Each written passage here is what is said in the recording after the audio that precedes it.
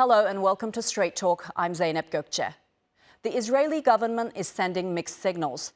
Just as negotiations on the release of hostages restarted, Israel has advanced its plans to reoccupy parts of northern Gaza.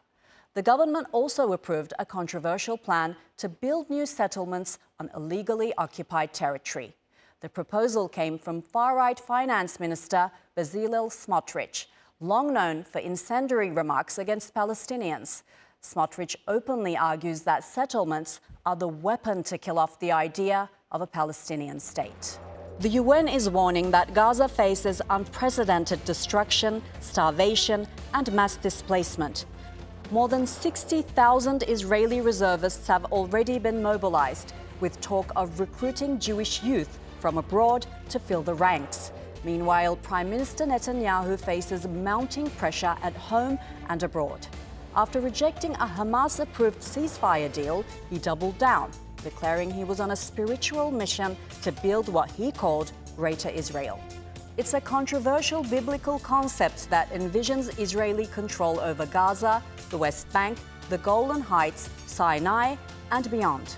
The declaration collides head-on with a renewed international push towards a two-state solution. In just a few weeks, several Western governments are set to formally recognize a Palestinian state. For more, joining me now from Jenin in the occupied West Bank is political analyst Osama Nazal. From Amman, Badr Al-Mahdi, a professor at the German Jordanian University, and from Istanbul, Mehmet Çelik, editorial coordinator at the Daily Sabah. Thank you all for joining me. Now, Israel has launched its takeover plan to reoccupy key cities in Gaza, and there's been international condemnation, but not much real pressure on Israel, especially from Washington. Now, Osama, do you think, is there anything that can stop the takeover plan of Israel at this point? As long as the international community is lenient on the Israeli crimes, in light of the IPC report that Gaza is facing now famine, it is no longer starvation according to the international classification. And still the international community is lenient on Israel, and all that we receive from the word condemnation and just like begging Israel not even to stop its genocide, but to allow access of the humanitarian aid, and Israel is not listening at all. We need not forget that the American administration is providing all the support that Israel needs for its genocidal campaign. And I think without change in the position of the American administration, which is very difficult now, Israel will continue its crime against the Palestinians in Gaza and the West Bank. Yes, and just before Israel launched this takeover plan, Hamas announced that it offered Israel a 60-day truce, backed by the US actually. And this includes a partial hostage release, but Israel doesn't seem to be interested in this plan. So, Badr, what is Israel's ultimate goal if they're not interested in the release of hostages? Yeah, I think there is two different level of analysis here if we want to talk about Netanyahu himself and his radical government or Israel itself. I think there is a big difference right now. We know there is a lot of at least civil institutions or the people of Israel, they want to stop this war because they believe that it achieved what they were looking for. And the other side, I think Netanyahu and his radical ministers at the cabinet, they don't want that because they want to achieve some political interests for their own interests. I mean, Netanyahu does not want to really be out of the political game in Israel because he knows that he will be in trouble after getting out of the government.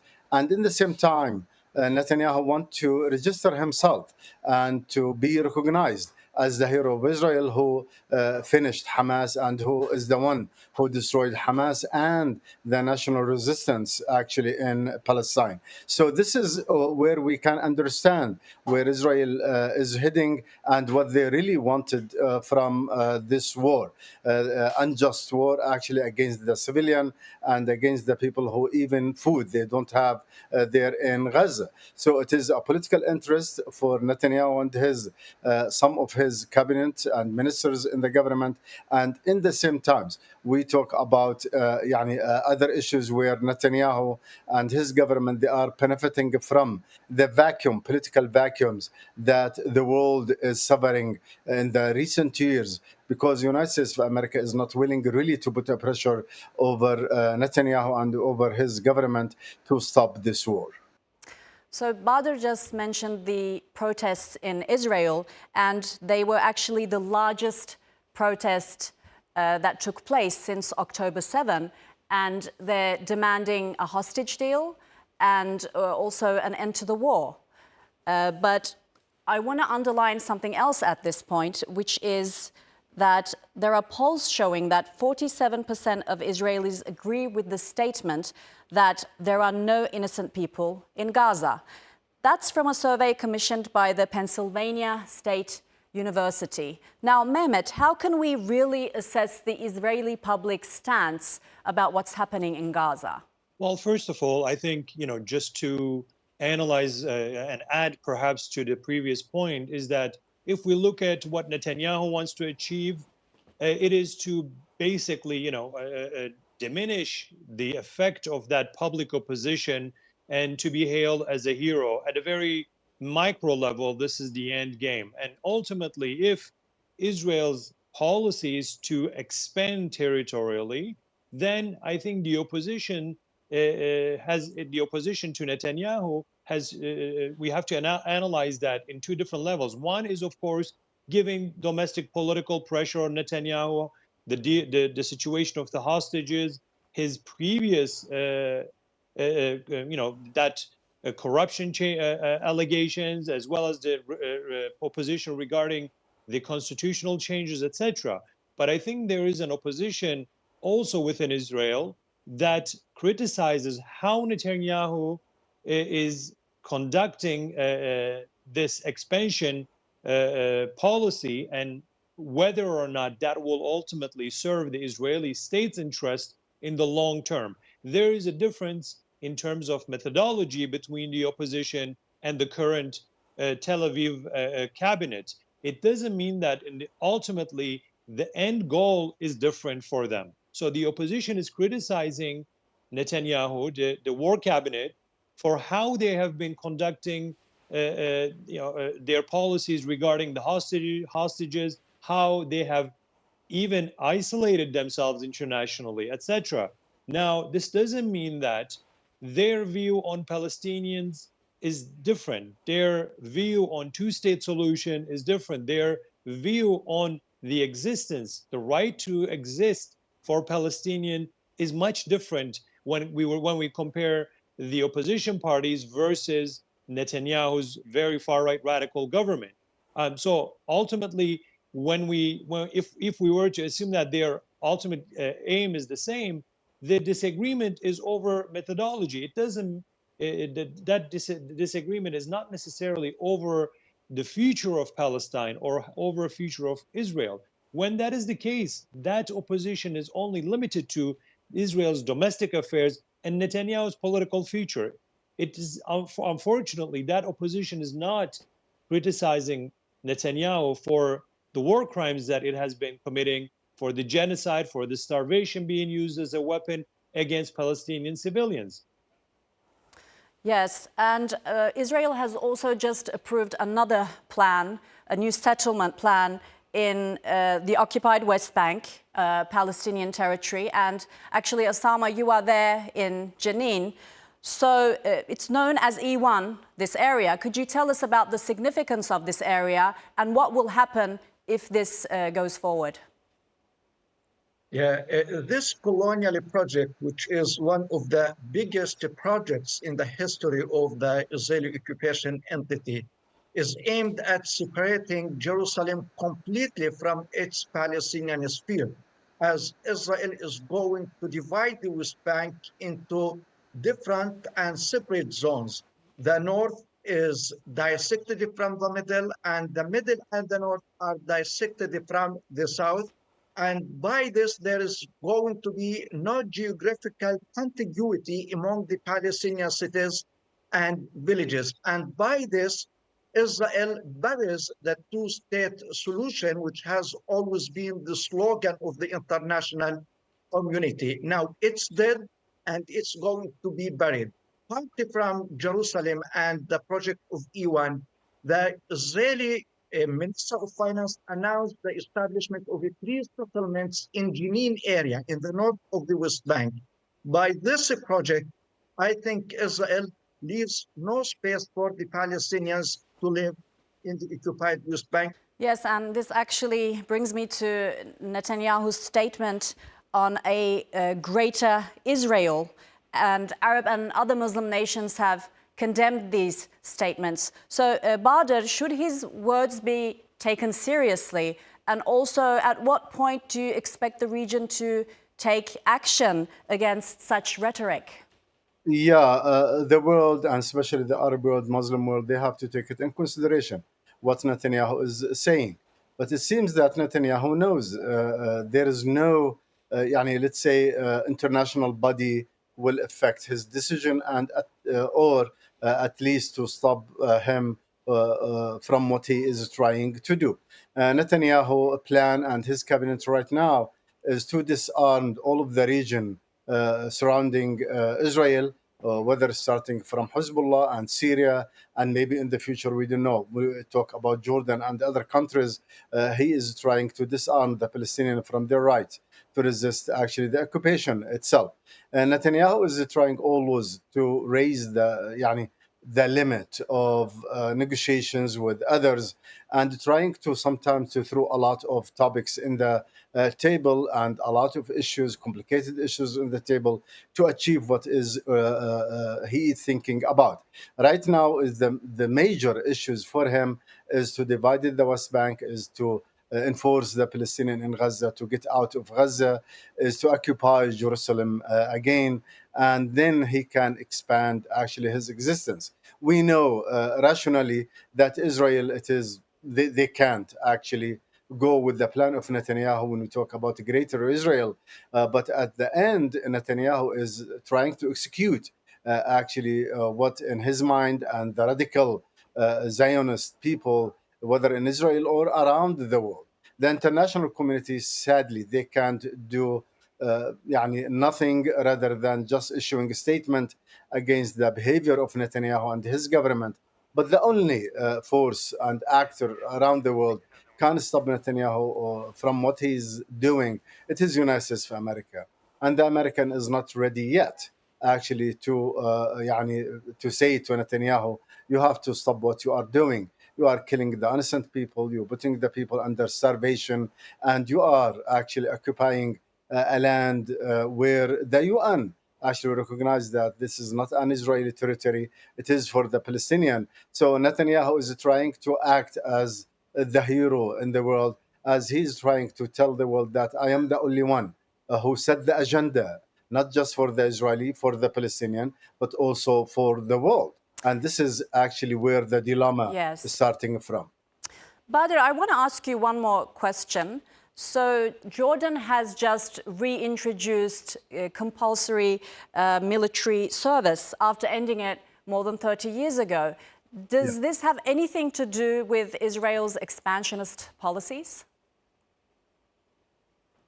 I think one of the latent, let's say, values of what we talk about the military services for the young people, absolutely, it is preparing for the future. What the government is trying to say and announcing, they talking about reshaping the behavior of the new generation, and in the same times, they want to use the services actually as a path for development in Jordan and training the new generation. But at the end, absolutely, we can't deny the fact that the Jordanians have to be ready for any future plan from this radical government.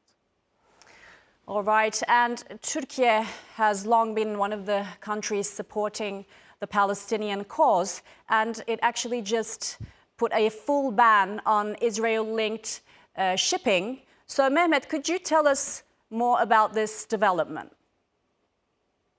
Well, Zainab, as you said, Turkey has been one of the countries that has, raised the voice in opposition to what Israel has been doing.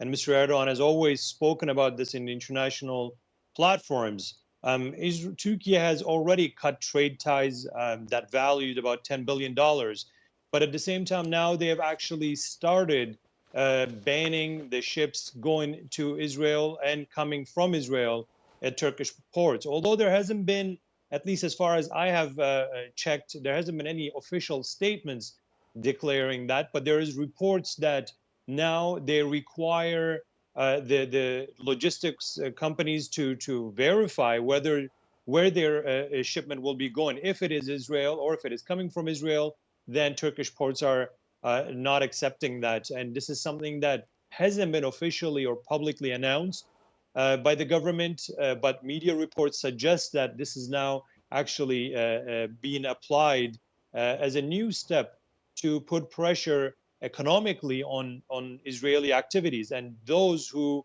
carry out business with Israel. This is a new step, but Turkey is also, part of the international cases against Israel and trying to document that it is committing a genocide. But this economic step is, I think, of course, when we compare it to the rest of the world, it is something very big. But when we look at what the Western countries, what the rest of the world can be doing when it comes to these economic sanctions or stop putting pressure on Israel within their limits, this is something that is still very small coming from the international community as Turkey is trying to raise that bar. In the rest of the international community, particularly the Western leaders, are only paying some remarks criticizing what Israel is doing rather than some tangible policies, some concrete actions that would put economic, political, or military pressure on the war cabinet in Tel Aviv. All right, and it's also been reported that Israel is in talks with several African nations about taking in displaced Palestinians. And one of them is South Sudan, actually, and that it's dealing with its own crisis. Then there's Somaliland. It wants international recognition. So, Osama, do you see these countries taking in Palestinians despite global backlash? I think Israel doesn't understand the history well. Israel expelled the Palestinian people in 1948 when it was established by the colonial powers of Britain and the United States, and did not end the Palestinian national aspiration. And the Palestinian revolution launched from outside Palestine. And we all know the stories of the Palestinian freedom fighters in the neighboring countries against the Israeli occupation. So if Israel thinks that by displacing the Palestinians from Gaza or the West Bank is the way to end the Palestinian cause, I think this is miscalculation, because as long as the Palestinians exist, whether in Palestine, and they will continue to be in Palestine, and we see how in Gaza they are on fire all the time, they are starved all the time, they have nothing left, and they are holding on to Gaza, and the same in the West Bank. Let's assume that Israel succeeds in its plan and expels the Palestinians out. Till it ends the Palestinian cause, the Palestinians will come back and will resume their struggle and their fight against their occupation until Palestine is free. So Egypt has also warned about the mass displacement of Gazans and that it's a red line. So, Bader, would such a development risk the Egypt-Israel peace treaty? And also, how would you expect Egypt to react if Israel manages to take over Gaza? I think there is a big problem right now in the relationship between Israel and Egypt. But this is actually did not reflect in stopping Netanyahu and the Israeli from occupying Gaza, or at least to invade Gaza. Israel does not take in consideration any of the actors here in the region, and they execute what they were planning to. They destroyed Gaza. They put the people in Gaza actually under starvation for almost 2 years right now. Yani, I'm not sure if the report, the media report, it was right when they were talking about the deal, the gas deal between Egypt and the Israeli government, around $35 billion, where this is actually the reality of the relationship between the two countries. I didn't think so that there is a real problem between Egypt and Israel, rather than maybe they are trying to rebuild the relationship beyond actually the intervention from Egypt in Gaza and the Palestinian issues. This is a big actually and complicated process, complicated problems. Where Israel, absolutely, again, as I mentioned at the beginning, no one can stop them rather than United States of America, and the American is not ready yet to stop them. And absolutely, the Israeli know that the vacuum, political vacuum in the Middle East, in the Arab world, where they can do whatever they want to do. All right. And so Israel is becoming increasingly isolated.